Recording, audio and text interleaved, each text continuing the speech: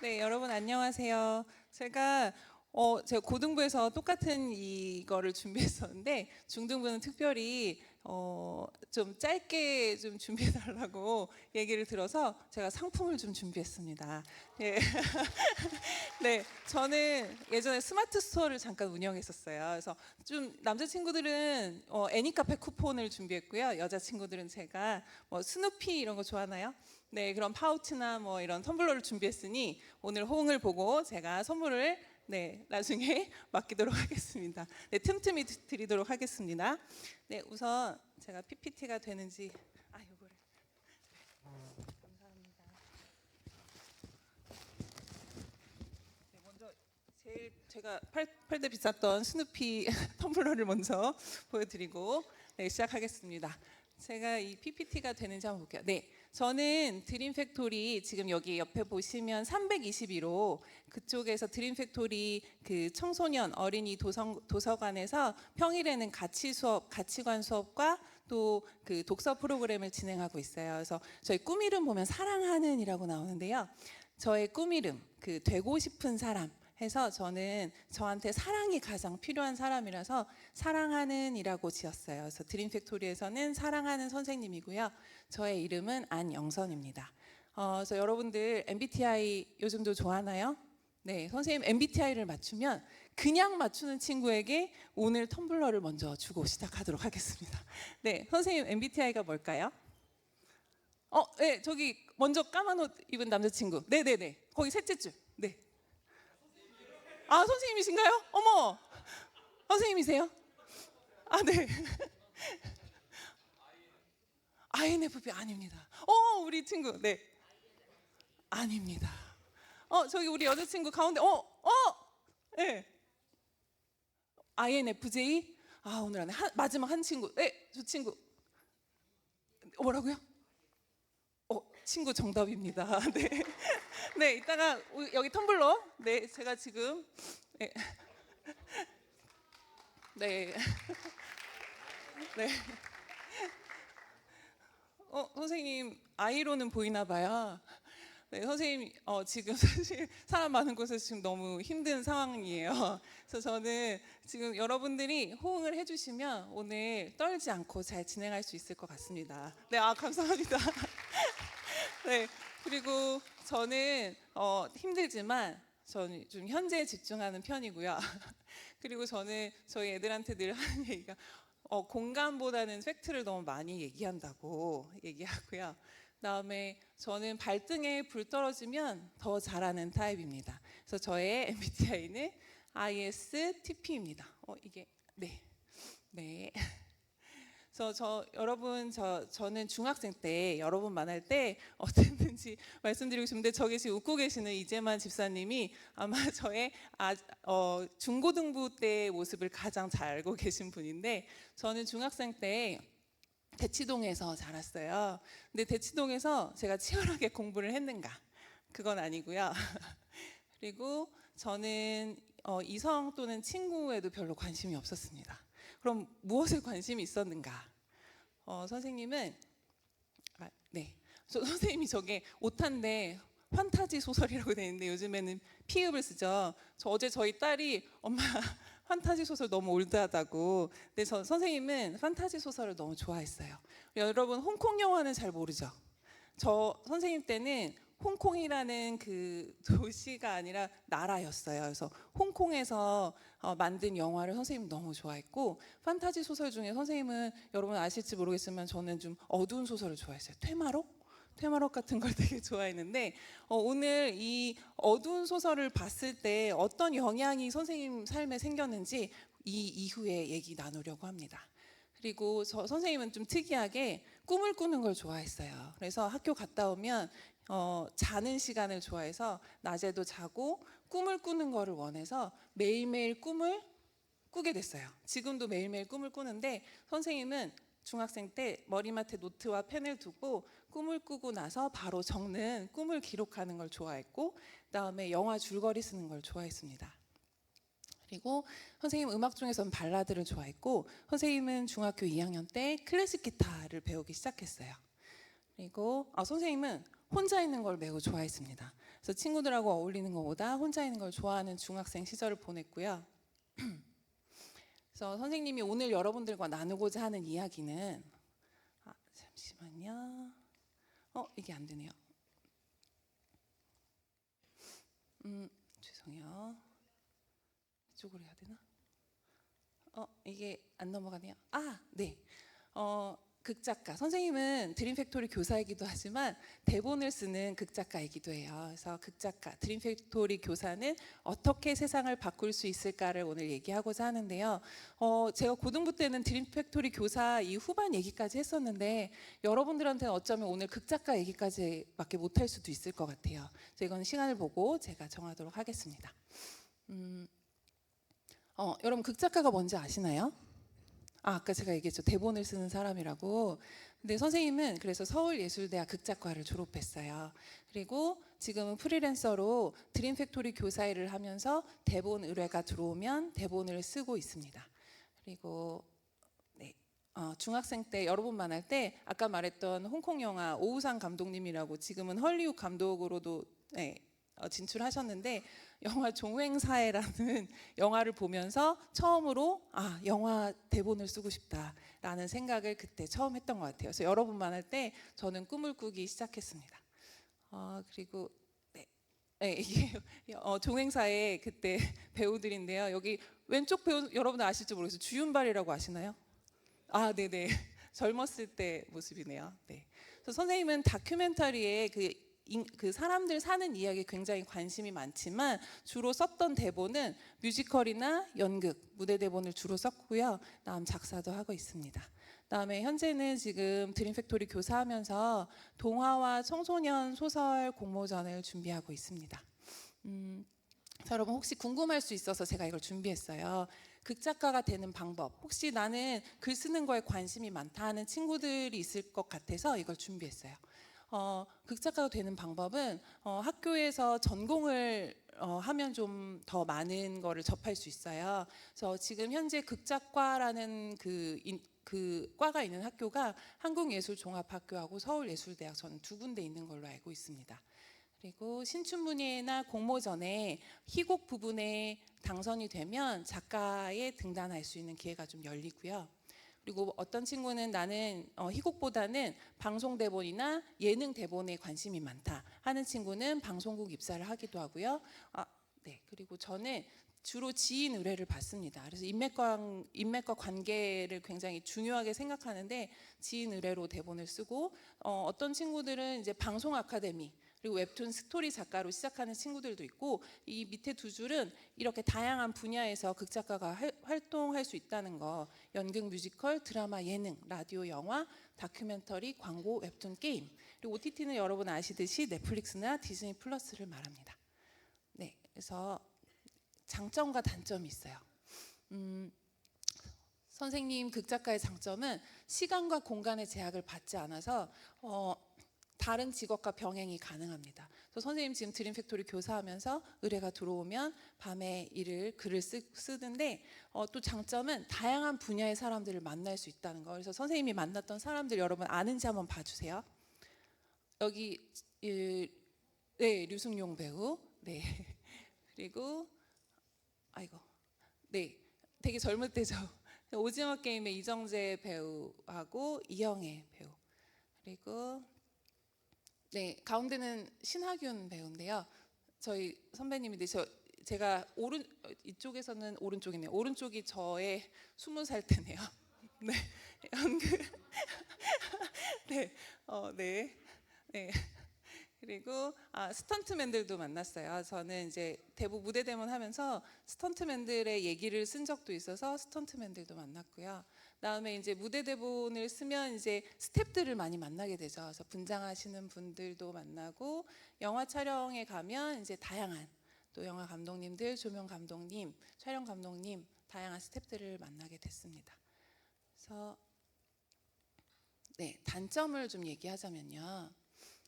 게을러질 수 있습니다. 혼자 일하기 때문에 오늘 좀 여기까지만 할까라는 게을러질 수 있다는 장점하고, 그다음 무조건 혼자서 해결해야 돼. 누군가 상의는 할 수 있지만 결국에 글을 쓰는 거는 혼자서 해야 하기 때문에 좀 외로운 직업이고, 그다음에 고정 수입이 없습니다. 여러분 되게 유명한 작가들 있죠. 그 작가들 빼고는, 그렇게 많은 돈을 받는 작가들 빼고는 다 웬만한 작가들은 고정 수입이 없습니다.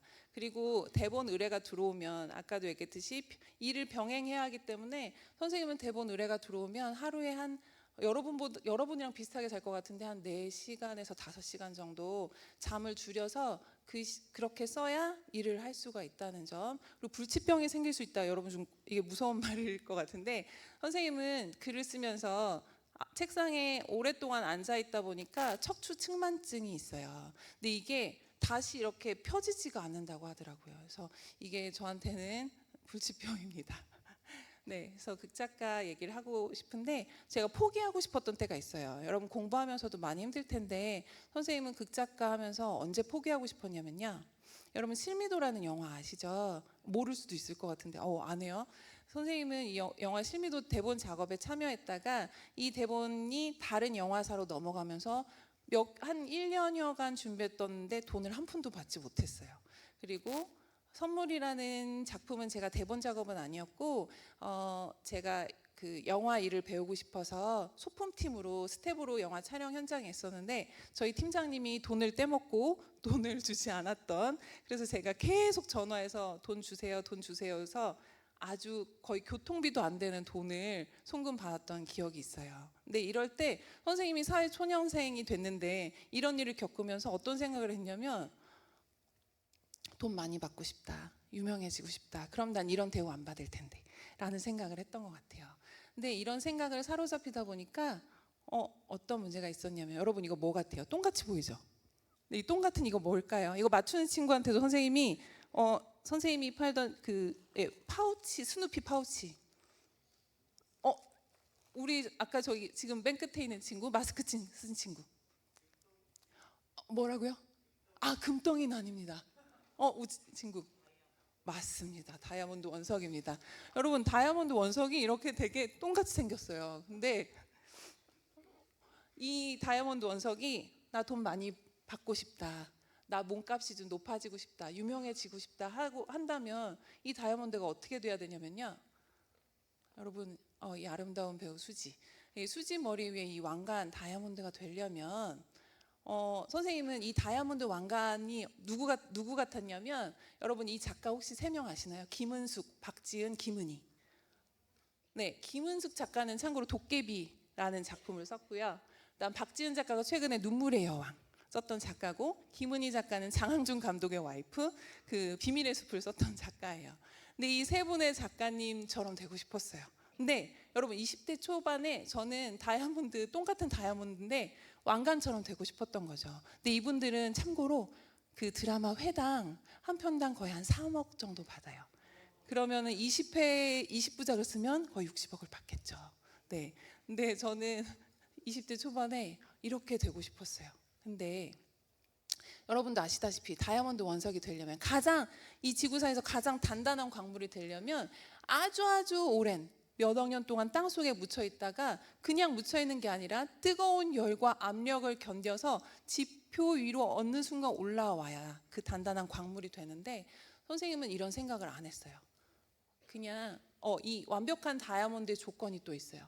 이렇게 해서 막 그 오랜 시간을 통해서 지표 위로 올라왔지만 저 똥 같은 덩어리가 완벽한 다이아몬드가 되려면 58개의 면이 균형 있게 연마되어야 해요. 한 면이라도 그 스크래치가 나면 이 다이아몬드는 폐기돼야 돼요.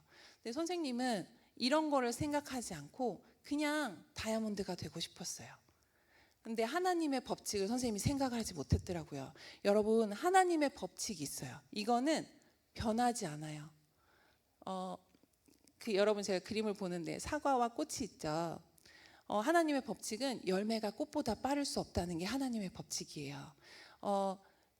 꽃이 피어야 열매가 생기는 이 법칙이 있는데, 선생님이 1cm라는 책에서 이걸 여러분에게 읽어주고 싶어요. 인간은 종종 땀보다 돈을 먼저 가지려 하고 설렘보다 희열을 먼저 맛보려 하고 베이스 캠프보다 정상을 먼저 정복하고 싶어하고 노력보다 결과를 먼저 기대하기에 밑줄 그은 부분을 잘 기억해 주세요. 무모해지고 탐욕스러워지고 조바심 내고 쉽사리 좌절한다. 선생님이 그랬어요. 선생님은 무모해지고 탐욕스러워지고 조바심 내고 쉽사리 좌절했어요. 그 좌절될 때 선생님이 어떤 일을 겪었냐면, 우선 이 얘기 먼저 하고 그 얘기를 해줄게요. 돈 많이 받고 싶다, 유명해지고 싶다라는 거는 사실 모든 사람들이 생각하는 거죠. 근데 이거는 이 마음이었어요. 내가 높아지고 싶은 마음. 네. 지금도 솔직히 선생님은 이 마음을 100% 버리진 못한 것 같아요. 하지만 선생님이 이때만큼보다는 선생님 이 마음은 좀 줄어든 것 같아요. 네, 어떻게 그럴 수 있었냐면, 선생님은 20대 이제 대학생 돼서 네, 연애도 실패하고 네, 헤어지면서 실패했는데, 그때 또 당시 겹쳤던 일이 선생님이 아까 했던 실미도 이런 작품들을 다 거절당하거나 아니면 다른 사람 손에 넘어가거나 해서 돈을 한 푼도 받지 못하고, 그 다음에 어떤 일을 해도 뭔가 성공하지 않고 계속 실패만 했어요. 실패하고 돈을 받지 못하고 아니면 사람들한테 외면당하고 했던 그런 일들이 계속 겹치면서 선생님이 어떤 일이 있었냐면 방에 숨어 들어가기 시작했어요. 그 블라인드랑 그 커튼을 그냥 아예 내려놓고 낮인지 밤인지 시간 개념도 모르고 선생님이 그냥 이불 속에 숨어 있다가 가족들도 만나고 싶어 하지 않아서 가족들이 잠든 새벽에 가족들이 모두 다 잠이 들면 다 방에 불이 꺼지면 그때 나와서 화장실을 가거나 물을 마시거나 했던 기억이 있어요. 근데 선생님이 그럼에도 불구하고 한 달, 두 달 정도 만에 10kg가 빠졌어요. 그때는 그 생각밖에 안 했던 것 같아요. 나는 실패자다. 나는 실패자다.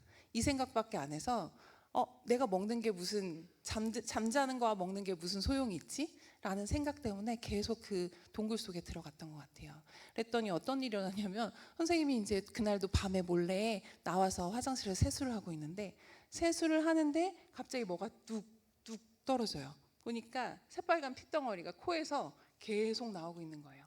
근데 그게 일주일에 2번씩 그랬어요. 아, 내 몸이 이렇게 쇠약해졌구나 라고 했는데, 그때 어떤 일이 있었냐면 선생님이 이제 자려고 밤에 불을 끄면 어둠 속에 얼굴이 하나 나타나는데, 그 얼굴이 모르는 사람의 얼굴이 아니라 제 얼굴인 거예요. 제 얼굴이 나와서 너는 실패자야. 그리고 세상은 이럴 거야. 앞으로는 소망이 없어. 너는 앞으로 이런 삶을 계속 살 거야. 그러니까 지금 그냥 편하게 그냥 생명을 끊어버려 라는 메시지를 계속해서 반복해서 저한테 말하는 얼굴을 보게 됐어요. 근데 선생님이 이런 일이 반복되니까 도무지 불을 끄고 잠을 잘 수가 없는 거예요.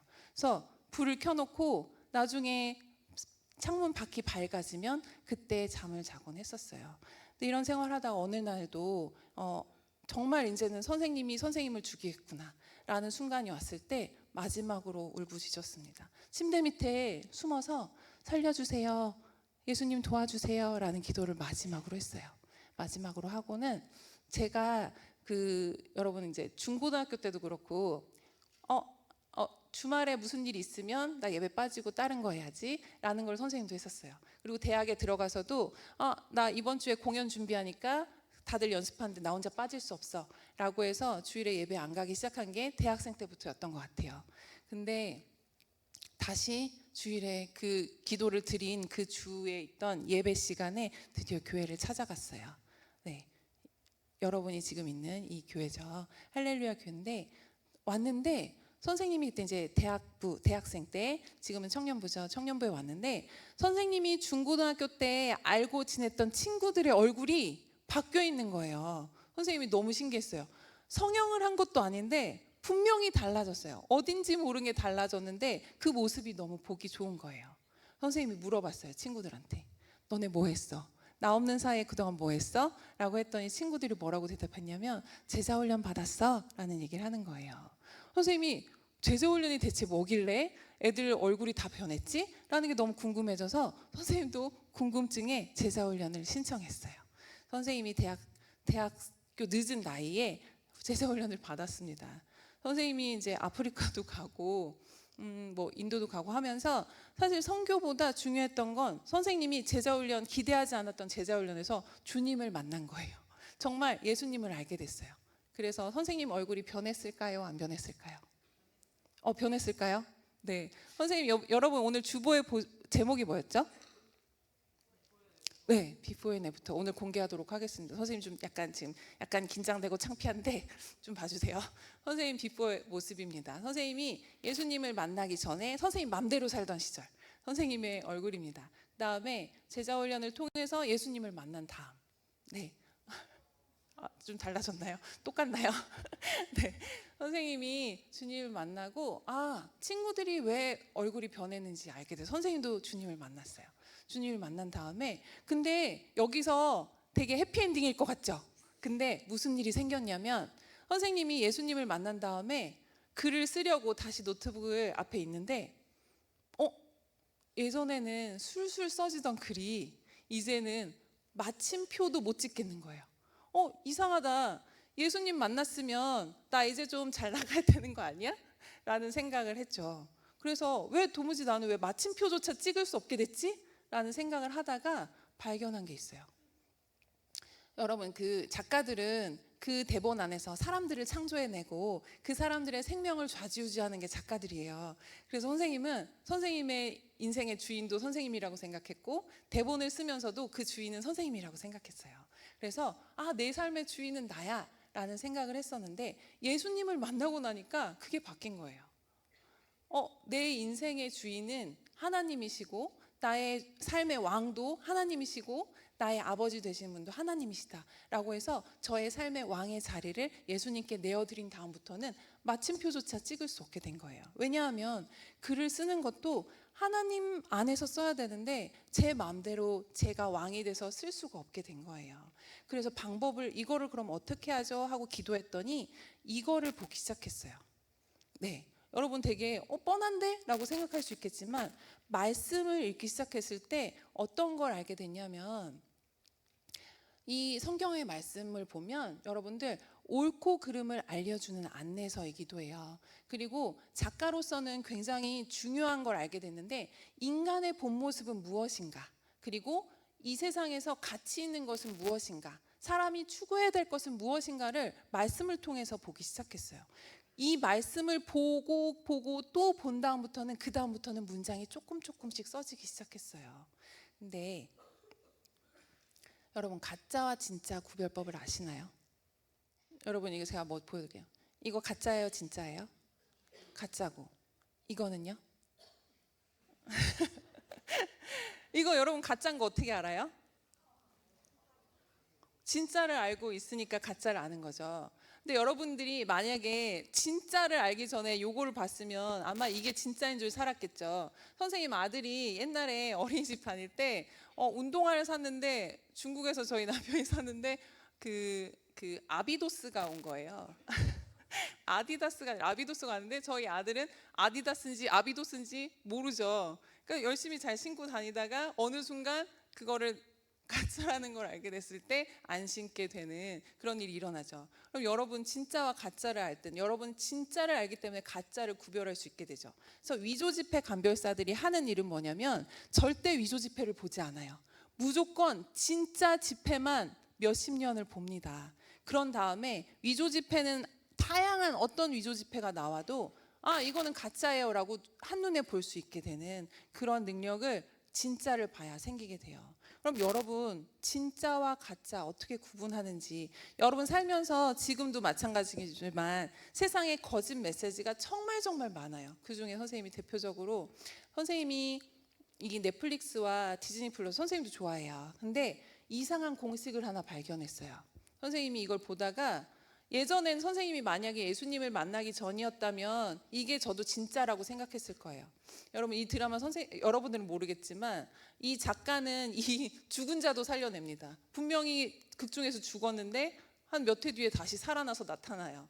그리고 네, 여러분 이거 요즘에 제가 웹소설, 웹툰, 넷플릭스, 디즈니 플러스에 공통적으로 들어가는 공식 하나를 발견했는데 동성애 코드. 동성애 코드가 없으면 없는 거가 없더라고요. 근데 이게 제가 알기로는 동성애 코드를 집어넣어야 된다는 조항이 있다고 저는 얼핏 들었던 것 같아요. 넷플릭스랑 드라마를 만들 때.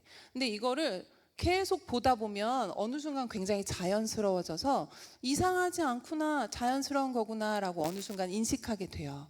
근데 여러분, 이거는 분명한 거짓 메시지예요.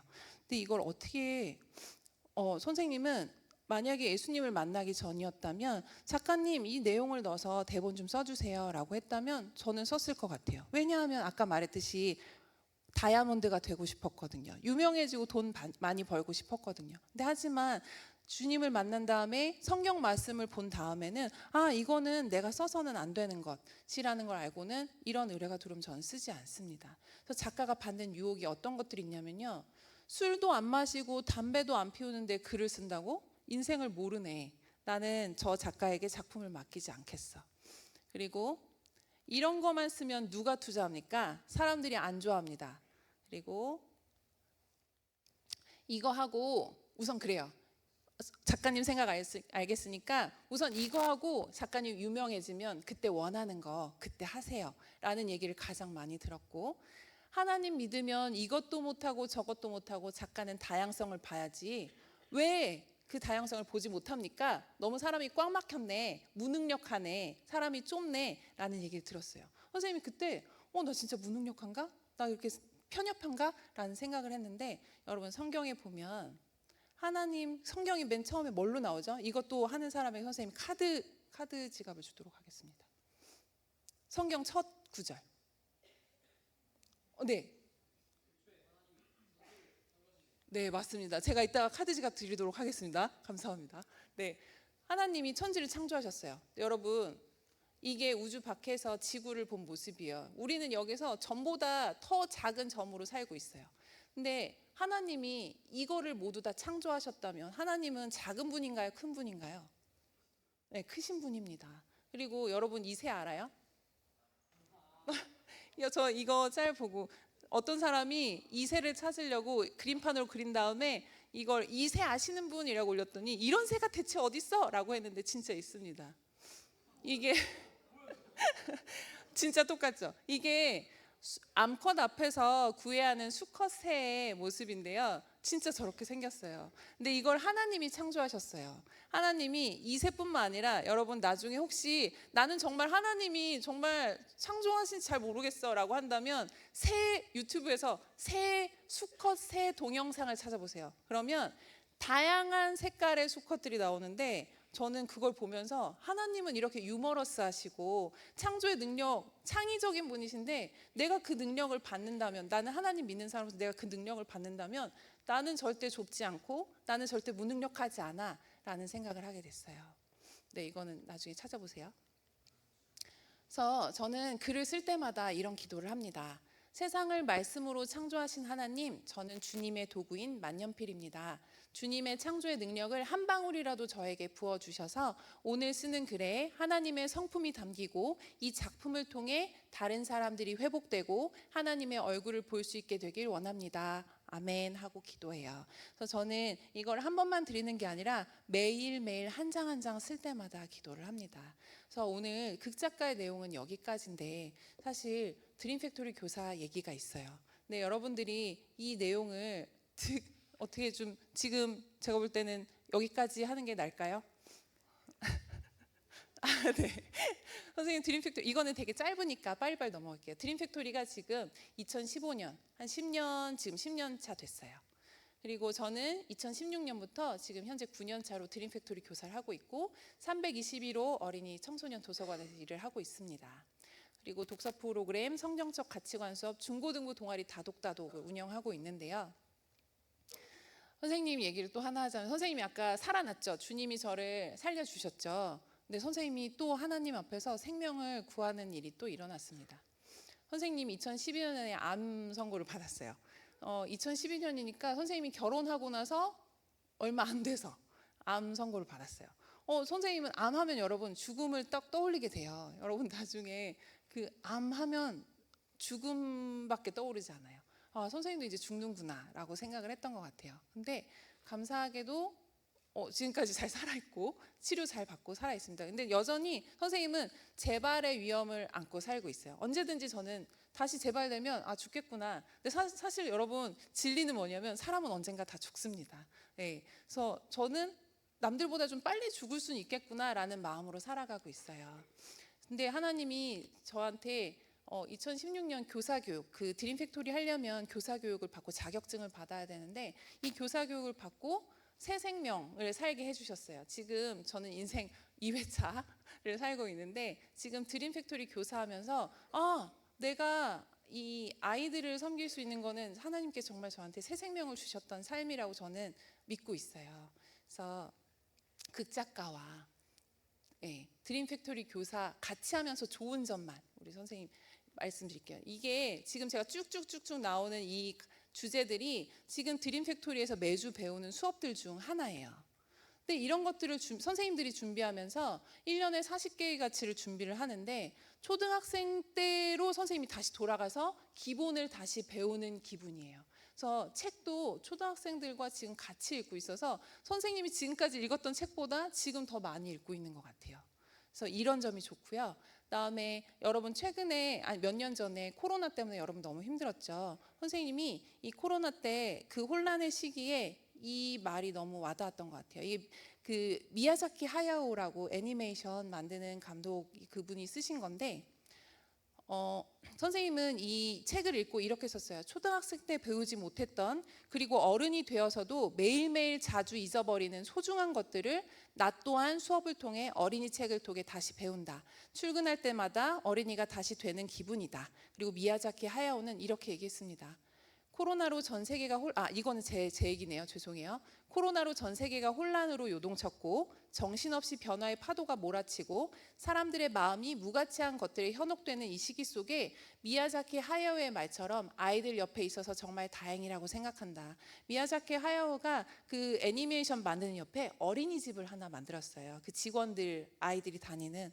근데 그 어린이집 옆에 있으면서 아이들이 자기의 작업실을 찾아오는 걸 볼 때마다 아이들 옆에서 내가 정신을 바로 붙들고 있어서 너무 다행이다라는 생각을 했대요. 근데 저는 제가 지금 그런 것 같아요. 제가 하나님이 저를 그렇게 해서 만나서 글을 쓰게 하셨지만 제가 드림 팩토리 아이들이 없었다면 저는 그걸 다시 잊어버리고 살았을지도 모르겠어요. 그래서 저는 이게 가장 좋은 점인 것 같고요. 여러분들한테 마지막으로 이 얘기 해주고 싶어요. 뭐뭐 하면 해야지 라는 말 많이 하잖아요. 나 돈 조금 더 생기면 기부해야지. 나 공부 더 잘하면 그때 하나님께 영광 돌려야지 라는 말 하는데 대학 가면 신앙생활 잘해야지. 지금 오늘은 학원 가고 대학 가면 신앙생활 잘해야지. 돈 많이 벌면 기부해야지. 유명해지면 하나님께 전해야지. 유명해지면 하나님 더 잘 전할 수 있으니까 그때 전해야지. 라는 거는 사실 이것도 거짓 메시지입니다. 여러분들이 지금 중학생 때도 하나님을 전할 수 있고 기부도 할 수 있고 신앙생활 잘 할 수 있습니다. 여러분 이런 거짓 메시지에 현혹되지 않았으면 좋겠어요.